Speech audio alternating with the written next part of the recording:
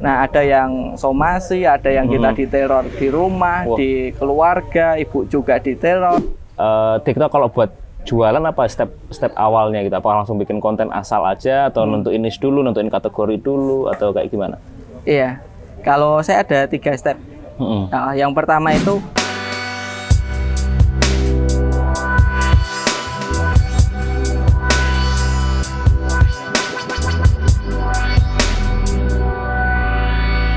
Oke, assalamualaikum warahmatullahi wabarakatuh.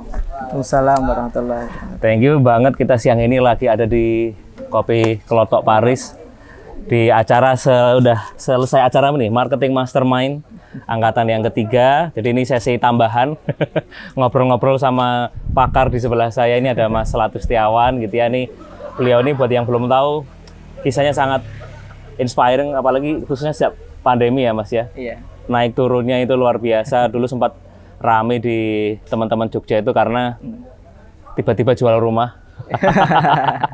Terus diteleponin gitu. Itu gimana sih itu Mas? Dan satu sebelum dijawab ya Mas ya, yang saya respect dari Mas Latif adalah dia ini orangnya sangat-sangat adaptif. Jadi dulu zaman Instagram langsung jadi expert Instagram. Zaman reseller langsung jadi reseller gitu. Zaman CRM sekarang CRM. Di TikToknya pun Latif Setiawan.crm ya Mas ya. Jadi benar-benar kalau orang zaman dulu akan menganggap orang itu nggak jelas. Tapi kalau sekarang justru adaptif, agile itu yang mahal. Jadi gimana mindset agile-nya, kenapa beliau sangat adaptif mungkin bisa akan kita ubah. Nah, kembali ke cerita rumah itu gimana itu Mas? Boleh nggak diceritain? Boleh kan? Boleh. Jadi pandemi itu kan April ya. April terus sebenarnya kondisi perusahaan kita baru nggak baik-baik Mas. Itu perusahaan apa? Fashion ya. Kita ada gudang itu mungkin 2 kali lapangan poli lah Mas. Gede banget gitu dan raknya gede-gedenya kayak di Lazada itu lah. Oke. Itu. Nah, 2 kali lapangan voli luar biasa di Jogja. Di Jogja. Nah, terus saya pernah ikut acara workshop kemudian dikompori ayo scale up. Hingga akhirnya kita injek dana 10 kali lipat. 10 kali lipat karena saat itu kita juga udah temu polanya kan. Itu injek dana ternyata dari investor. Oke. Terus setelah itu ternyata timnya nggak siap, sistemnya nggak siap, terus terjadi banyak permasalahan. Oke. Mulai dari sistem nggak siap, produk reject, kemudian timelinenya seharusnya lebaran dah jadi, itu molor sampai 8 bulan. Iya. Molor sampai 8 bulan? Iya. Itu tahun 2018. Nah, terus itu omset tuh nurun Mas, terus nurun karena bukan marketingnya, tapi kendala di operasional karena kita tidak siap untuk scale up. Oke. Nah, kepukul lagi pas pandemi. Oke. Itu jadi masalahnya sudah ada. Oke, masalah udah ada. Pandemi mempercepat bisnis untuk koma. Koma ya. 2019 itu 2018 mulai ada masalah, 2019 pandemi terus gitu ya. Kena. Oke. Kena terus saat itu pandemi, kemudian laporan ke investor nggak bagus, dan saat itu investor bareng-bareng berbondong-bondong meminta uangnya kembali. Itu berarti investornya banyak ya? Oh iya, jadi banyak kecil tapi banyak. Iya, tapi banyak. Gitu. Oke. Nah, ada yang somasi, ada yang kita diteror di rumah, di keluarga, ibu juga diteror. Ibu juga, tim juga diteror, itu luar biasa.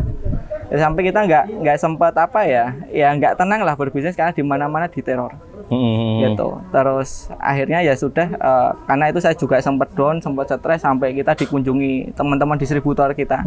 Satu kita punya sekitar 100-an lah agen distributor dan 4.000-an reseller. Mereka datangin kita, kenapa gitu loh? Kok lama nggak aktif di grup, kan biasanya sharing, ini kok nggak aktif di grup. Gitu. Nah, terus kita akhirnya ambil jalan tengah, mediasi sama investor. Ya sudahlah, kita kembaliin tapi dengan syarat produknya laku terjual. Oke. Gitu. Nah, akhirnya kita nunggu beberapa minggu. Tapi investor masih gangguin nggak itu, Mas?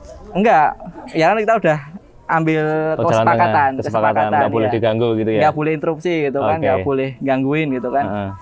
Nah, setelah itu ya sudah, mulai kita mikir gimana agar produknya laku. Nah, produknya laku itu kan uangnya habis, itu kan untuk bayar investor. Nah, sedangkan kita investornya per project. Nah, operasional siapa yang bayarin? Nggak ada yang diputer ya? Nggak ada yang diputer, nggak ada yang diputer lagi, dan nggak ada yang untuk bayarin si karyawan ini. Kita ada puluhan karyawan Dan itulah kita kesedotnya itu untuk bayar tim itu. Dan saat itu saya juga belum belajar finansial literasi. Seharusnya kan kalau omsetnya tinggal 30, keluarnya juga 30. Nah, ini omsetnya 30, keluarnya 100. Jadi nombok terus. Gitu ya. Ya sudah, habis itu ya benar-benar kita down sampai pada satu titik kita udah nggak punya apapun. Gitu. Itu saat pandemi ya pada. Saat pandemi. Pandemi April, ini Agustus 4 bulan ya. Pas lockdownnya kita nggak punya apapun. Dan di saat itu tidak terendah saya, terakhir kita buat pengumuman jual rumah, itu saya diteleponin banyak teman, Mas Latif kenapa, Mas Latif kenapa, kemudian pagi harinya banyak yang datang ke rumah, kemudian saya ada teman datang ke rumah, kemudian ngajak jalan-jalan gitu kan, ditemuin ini loh Mas, yang kena kendala pandemi itu bukan cuman ini, kamu aja itu, orang lain banyak gitu, dan yang sukses itu bukan cuman 1-2 orang tapi juga banyak gitu. Nah di situ saya mulai menemukan semangat saya kembali. Terus beberapa hari berselang saya diajak di workshopnya Mas Aris Diansah dan Mas Saiful di Solo pas lockdownnya. Terus habis itu aku ngomong nggak punya uang, karena nggak punya uang kan, terus ya wes lah, boleh nggak aku ikut tapi bayarnya belakangan gitu. Di waktu itu ya? Di waktu itu. Jadi peserta dulu tapi bayarnya belakangan? Belakangan gitu. Akhirnya diizinkan boleh, dan itulah uang terakhir kami gitu ya. Kalau seandainya setelah ini kemudian kita nggak bisa create money lagi, ya udah habislah sudah gitu. Sisa berapa waktu itu Mas? Berapa juta? Uang paling tinggal 2 juta gitu. Tinggal 2 juta dan saat pandemi 2 juta. Rumah belum terjual berarti waktu itu? Belum terjual gitu, dan kita ngomong habis ini kemungkinan kita ada omset bisa bayar untuk workshopnya. Nah disitulah saya menjadi peserta yang paling aktif. Bertanya demi balik modal ya. Karena nggak ada harapan lagi. Nggak punya uang kan, nggak ada harapan lagi. Mau nggak mau ini aku harus menghasilkan lewat workshop terakhirku ini, si Mas Saiful sama Mas Aris. Dan saya menjadi orang yang paling depan, paling banyak bertanya. Setelah acara paling sering telepon. Setelah itu ketika ada di Jogja saya pasti nimbrung. Ketika ada pendampingan private saya ikut. Ketika ada workshop ikut semua gitu. Pokoknya dilahap semua lah ya. Dilahap semua gitu. Dan alhamdulillah kita hanya bermodalkan database. Yang kedua bermodalkan inventory. 2 bulan kita bisa survive. Wow. Gitu. Kenapa? Karena kita banyak minta maaf kepada customer yang kemarin itu sempat kecewa karena size-nya. Kita minta maaf juga pada teman-teman distributor yang kita belum terlalu sering nge-sell gitu. Jadi kita minta maaf terus selama 2 bulan itu. Sorry Mas, jarak antara ikut workshop terus mulai ada titik balik itu? 2 bulan. 2 bulan kita minta maaf. 2 bulan minta maaf ya? Minta maaf ke seluruh customer. Ke seluruh customer 2 bulan kita minta maaf terus. Nah akhirnya dengan etikat kita kemudian coba membayar janji-janji kita. Alhamdulillah di bulan kedua itu mereka sudah mulai simpati lagi kayak gitu. Itu di 2 bisnis ya, di Anissa sama di Digimap. Dua-duanya kita lakukan. Gitu. Kemudian di bulan ketiga, alhamdulillah saya coba ngerutinin sharing saat itu. Setiap malam saya ajak sharing. Kenapa ya? Kena pandemi bukan cuma saya. Kalau saya nggak bantu orang lain, saya nggak dibantu Allah gitu kan. Masya Allah ya. Jadi setiap hari saya sharing dan akhirnya dari situlah mereka mulai empati lagi kepada kami, dan alhamdulillah produk yang kita tawarkan dari solusi-solusi permasalahan yang mereka hadapi diterima. Gitu. Dan setelah 2 bulan berlalu kita bisa surplus Mas. Masya Allah. Nah, surplus itu kita buat bayar hutang-hutang kami, dan alhamdulillah hari ini sudah hampir lunas. Total hutang berapa sih Mas? Miliaran Mas ya? Iya miliaran. Wah banyak lah ya. Banyak. Ya banyak gitu ya. Ya bulanannya harus ratusan, harus bayarnya harus ratusan setiap bulan gitu.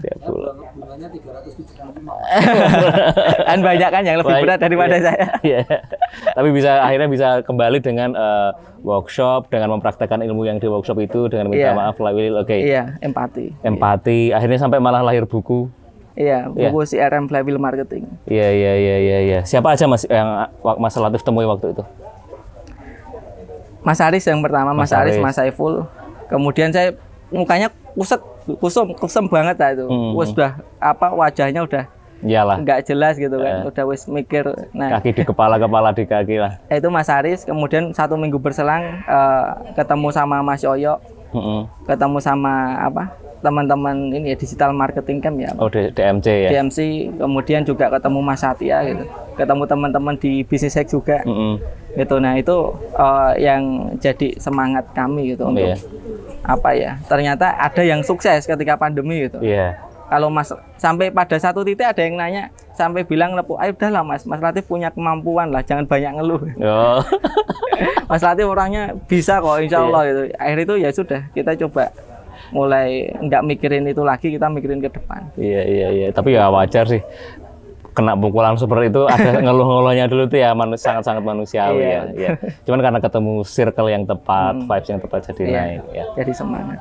Iya. Hingga akhirnya rutin konsisten sharing ya di WhatsApp, di Instagram. Di hampir dua hari sekali kita sharing. Oke. Nah, sekarang juga saya lihat rajin sharing di TikTok gitu ya. Iya, salah satunya di TikTok. Oke, itu kenapa Mas? Kenapa kan ada itulah ada orang yang nantilah aku bakal pakai TikTok tapi nanti. Kenapa Mas Latif sih tiap ada yang baru langsung dikuasai gitu?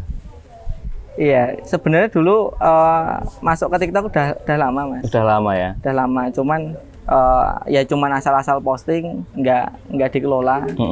Terus saya lihat ada beberapa teman itu yang pertumbuhannya tinggi di TikTok, sering posting di Facebook kok tinggi gitu kan.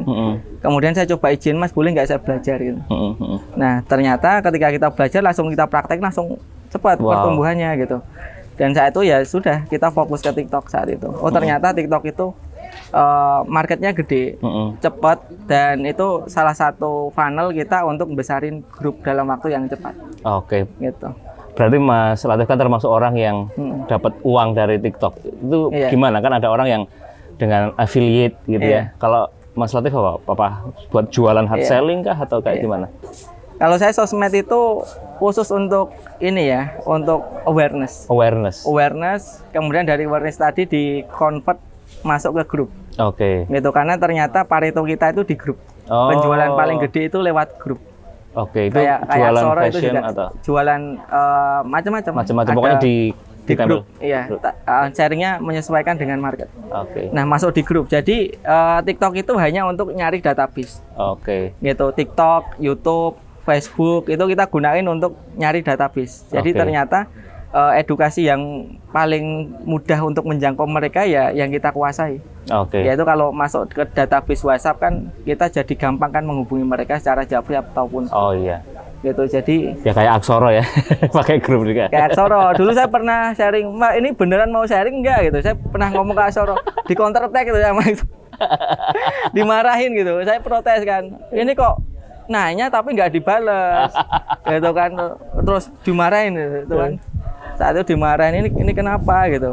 Nah, tapi alhamdulillah sekarang Aksoro udah sering sharing gitu. Ya mungkin apa ya, saya banyak kemarin juga di Business Hack gitu kan. Mas ayolah buat sharing gitu. Saya sharing beberapa bulan usul nggak diterima kayak cuman apalah gitu. Tapi alhamdulillah beberapa bulan berselang ketemu Mas Satya, kita buka bersama dan akhirnya diimplementasikan. Alhamdulillah seneng gitu loh. Seneng kalau ilmu itu diimplementasikan gitu ya. Kurang lebih sama lah. Bahagianya di situ ya. Iya, itu kan giving kita. Hukum timbal balik kita lewat grup itu. Nah, ngomongin soal sharing, ini kan TikTok lagi nge-hype banget dan kemarin di Marketing Mastermind kemarin Mas Latif kan join sebagai peserta tapi jadi pembicara juga nih di sesi akhir Q&A ya, sharing banyak tentang TikTok. Nah, saya jadi pengen tanya juga nih soal TikTok. Ini TikTok kalau buat jualan apa step awalnya gitu? Apa langsung bikin konten asal aja atau nentuin niche dulu, nentuin kategori dulu atau kayak gimana? Iya, kalau saya ada 3 step. Nah, yang pertama itu setting account ya. Setting account. Jadi ada optimasi. Yang pertama tuh SEO, pencarian gitu. Dan pencarian itu tidak harus rame, banyak FYP dulu kemudian ketemu enggak. Tapi pencarian itu bisa sejak awal itu kita ketemu di situ. Nah, pencarian itu ada 3. Yang pertama berdasarkan name, di bawah nama itu name. Jadi kalau kita cari berdasarkan TikTok yang ke indeks yang pertama name. Itu yang pertama. Yang kedua itu berdasarkan caption. Jadi caption di TikTok itu kebaca. Ada keyword, berarti kita harus ada mengoptimasi keyword di caption juga ya? Caption harus mengandung keyword. Nama produk kita. Oh. Gitu. Beda sama Instagram, mungkin caption caption tidak kebaca. Kalau di TikTok itu hashtag? Kebaca. Yang ketiga hashtag. Oh, hashtag. Oke. Hashtag itu ada rumus KBM. KBM. KBM apa itu, Mas? K itu apa ya? Ribu ya, artinya ya kilo. Oh, ya. Kilo ya. Kilo ada 2 hashtag, yang satuannya ribu yang kita pakai itu 2. Oke. Yang kedua B billion, yang satuannya B itu 2 kita pakai. Kemudian M yang satuannya M itu juga 2 kita pakai. Oke, pokoknya satu-satu masing-masing 2. Masing-masing 2 karena FYP di TikTok itu tidak berlangsung cuma sehari 2 hari ya. Kadang seminggu itu naik-naik terus menerus gitu. Oke, berarti kita cari ya hashtag misalnya jilbab premium ada 2000, hashtag apa lagi yang 2000 lagi dapat. Itu terus gonta-ganti ya, tiap postingan ganti-ganti atau kita fokus di keyword yang sama di hashtag, ngomongin hashtag dulu. Hashtag. Iya, kalau itu terserah kita mau merajai di satu hashtag atau pengen nyebar. Oh, oke. Gitu. Kalau saya gunakan dua-duanya ya. Kadang saya ganti, kadang saya pakai yang sama gitu. Oke. Jadi di hashtag yang banyak dicari saya tidak mau pindah. Tapi kalau hashtag yang masih kecil-kecil saya biasanya pindah. Banyak dicari itu tahunnya dari? Biasanya kalau kita cari kan ada rekomendasi paling atas. Nah, belajar digital misalkan paling atas digital marketing, ternyata yang paling banyak belajar digital itu digital marketing. Oke. Nah, itu tidak kita ganti. Oke. Jadi ngetik belajar digital, di bawahnya muncul belajar digital marketing. Yang paling atas itu. Oke, itu nggak usah diganti-ganti ya, karena itu berarti banyak orang nyari ya. Iya, karena itu pasarnya yang paling banyak ramai gitu ya. Betul. Oke. Kalau yang lain tuh gonta-ganti nggak masalah. Gitu. Oke. Itu tadi account, 2 optimasi. Optimasi cuma itu aja, name sama keyword aja. Caption sama hashtag. Okay. Itu. Nah, itu yang yang pertama optimasinya. Kemudian yang kedua itu kalau saya nyebutnya bangun ranking. Oke. Jadi kalau saya buat itu kayak ada ranking A, ranking B, dan ranking C. C itu tidak aktif, B itu jarang aktif, A itu aktif. Oke. Gitu. Jadi kalau kita sama-sama buat account, kok ternyata sama-sama kok yang ini cepat ini lambat, biasanya yang cepat ini yang aktif. Berarti akun kita juga harus aktif juga ya? Harus karena aktif. di ranking juga sama TikTok ya? Jadi TikTok kan banyak filtering ya. TikTok Shop harus sekian followers dulu, karena kan jangan sampai orang yang niatnya mungkin nggak niat jualan, orang yang nipu atau apa itu tidak lolos gitu loh. Jadi dicari memang orang-orang yang sungguh-sungguh yang dinaikkan sama si TikTok. Itu maka untuk naikin ranking biasanya kita harus aktif. Oke. Salah satu yang kita gunain follow unfollow. Iya, itu 30 follow per jam. Oke. Selama 8 atau 10 jam boleh per hari. Jadi sehari bisa 240 sampai 300. Oke, 1 jam maksimal 30 nge-follow orang. Sehari berapa? 8 jam. Ya, bisa 8 atau 10 jam. 8 sampai 10 jam. Jangan lebih dari itu ya. Jangan lebih dari itu. Follow. Nah, terus. Biar dari situ kan orang mulai follow back kita kan. Nah, impresi kita akan ketambahan sama orang yang follow kita itu, kebantu. Oke. Yang nge-follow back ya. Iya, jadi engagement itu membantu impresi. Engagement membantu impresi. Iya, kalau kita nggak pernah engage, impresinya juga mungkin mereka nggak tertarik sama konten-konten kita. Iya. Pantas akun saya itu meskipun jarang posting tapi engagementnya cukup tinggi ya, naik juga ya. Iya. Karena kebantu engagement. Ya, engagement. Nah, itu yang pertama. Terus yang kedua, pastiin komen yang ada di TikTok itu dibales. Semua atau prioritas saja? Ya, kalau masih sepi semua lah ya. 3 konten terakhir lah. 3 konten terakhir itu dibalas. Oke. Karena orang kalau lihat udah dibales, kalau nggak balas kan jadi besok males lagi gitu kan. Oke. Sedangkan kita di TikTok itu kan insight dari customer itu bisa kita stitch, bisa kita jawab, kan bisa banyak manfaatnya juga. 3 konten terakhir dibalas. 3 konten terakhir dibalas. Kemudian yang ketiga itu biasanya kita nge-DM biasanya. Nge-DM. Jadi kalau TikTok itu kita saling follow, biasanya akan muncul notifikasi dia follow kamu follow dia gitu. Di DM gitu. Di DM-nya. Jadi kita ucapkan terima kasih di situ. Oh iya. Gitu. Okay. Jadi itu engage-nya kalau dalam flywheel marketing, engage. Jadi kayak udah DM-nya pun nggak usah yang ribet-ribet, pokoknya thank you aja, salam kenal. Iya, gitu salam kenal atau kirimin video company profile di share ke DM bisa. Oke. Gitu. Jadi engage-nya di situ. Itu tahap kedua. Tahap ketiga itu baru kan pemasukan TikTok itu kan ada banyak ya, ada organik, TikTok Shop, TikTok Live, sama TikTok Ads. Nah, baru masuk ke sini. Oke. Nah, organik kita riset biasanya. Oke. Jadi kekuatan organik itu riset di konten. Gitu. Kita cari di pencarian TikTok itu berdasarkan keyword. Keyword misalkan jualan apa, Mas, contohnya? Pisang goreng. Nah, pisang goreng kan, diketik pisang goreng. Nanti akan muncul kan yang FYP di atas-atas kan. Nah, kita cari yang di atas 1 juta. Oke.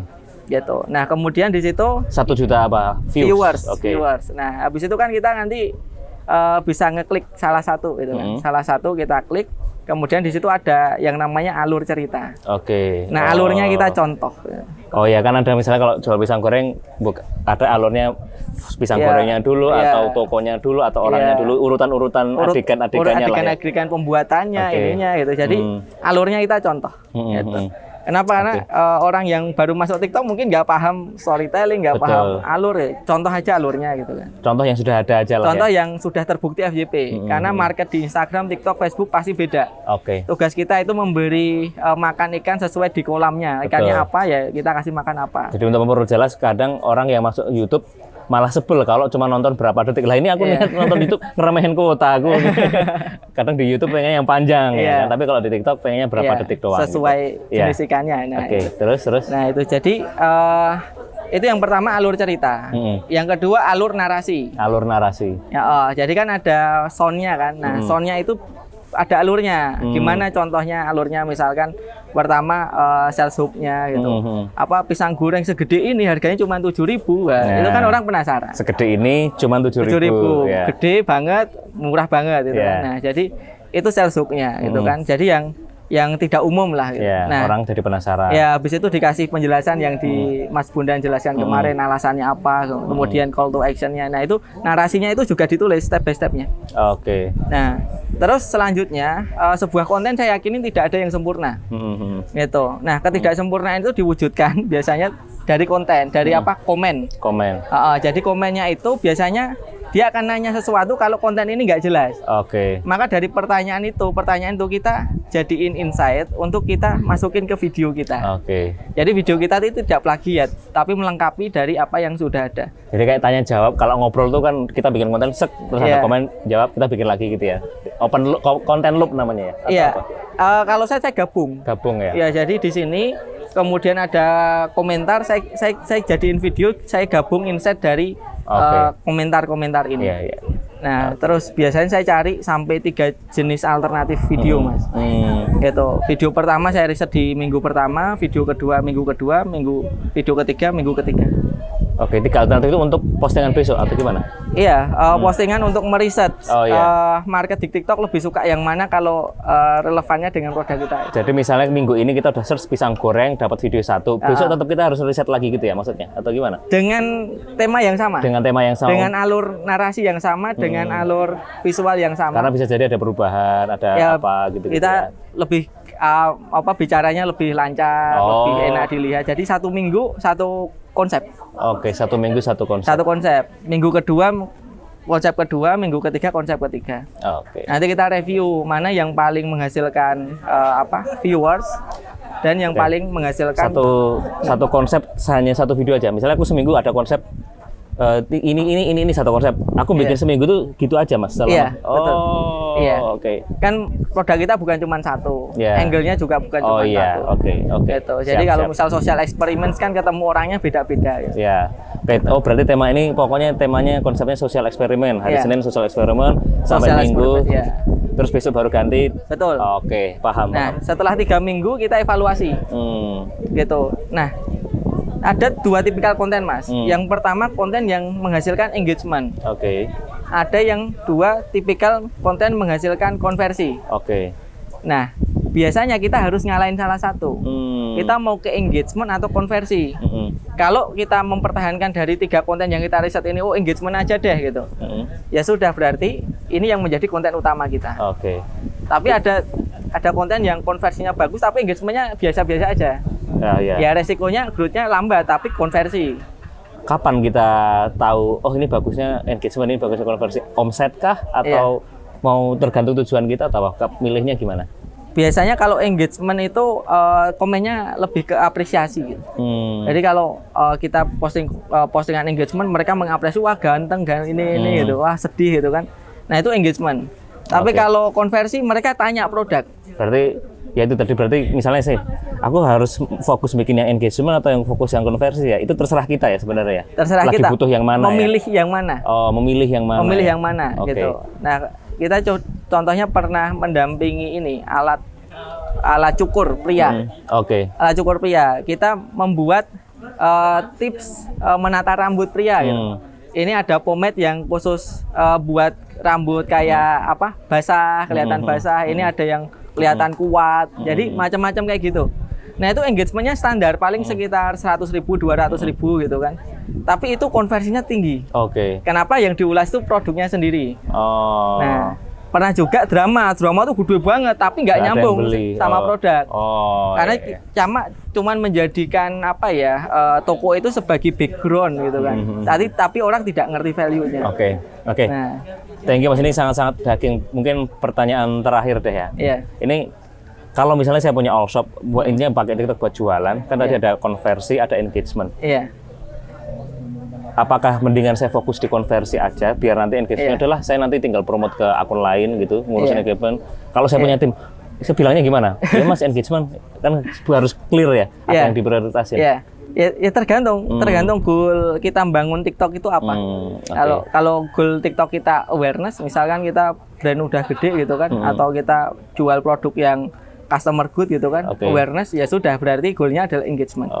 Tapi kalau memang kita goalnya pengen di situ ya kita jualan, ya udah goalnya konversi. Cuman maksud saya bukan terus konversi itu rendah banget, enggak. Gitu. Tetap FYP semua, tapi kalau di head to head kan pasti lebih gedean yang engagement gitu. Siap. Gitu. Thank you, terima kasih banyak Mas Latif. Ini kayaknya karena kita memang ada agenda selanjutnya ya Mas ya. Mas Latif juga ada kesibukan, saya juga ada lanjut, jadi nggak bisa panjang-panjang. Mungkin kita lanjut di Zoom, di Facebook, masih ada Facebook.